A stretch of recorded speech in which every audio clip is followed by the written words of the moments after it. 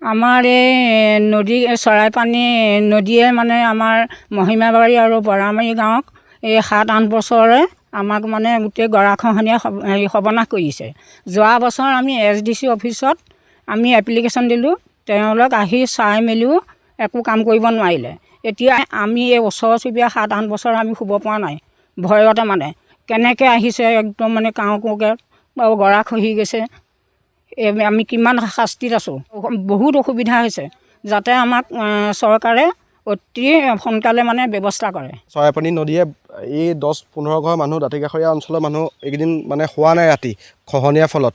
আৰু আমি নিজেই দেখিছোঁ, আমি নিজেই আজি 4-5 বছৰৰ পৰা আমি বিভাগীয় কৰ্তৃপক্ষৰ লগত যোগাযোগ কৰিবলৈ চেষ্টা কৰিছোঁ যদিও তেওঁলোক আহি আশ্বাসহে দিয়ে যে আপোনালোকৰ এইটো কাম আমি কৰি দিম, কিন্তু তাৰপিছত একো কাম নহয়। আকৌ বাৰিষা আহে, আকৌ খহনীয়া হয়, কিন্তু কাম নহয়।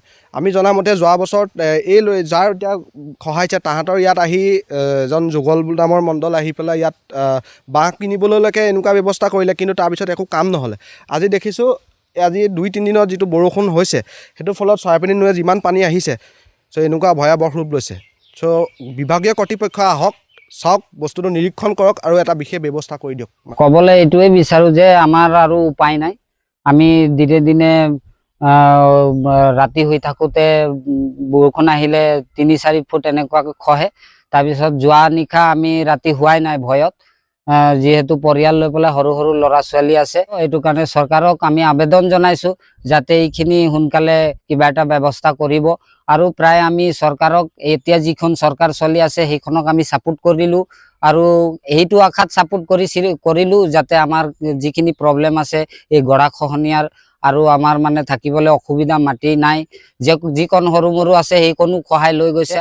আজি হয়তো বৰষুণ আহিলে খহিবলৈও আছে, মানে এনেকুৱা বিপদত আছোঁ। আমি মুখ্যমন্ত্ৰী ডাঙৰীয়াক এইটোৱে আবেদন জনাওঁ যে আমাৰ ব্যৱস্থাখন সোনকালে কৰিব লাগে।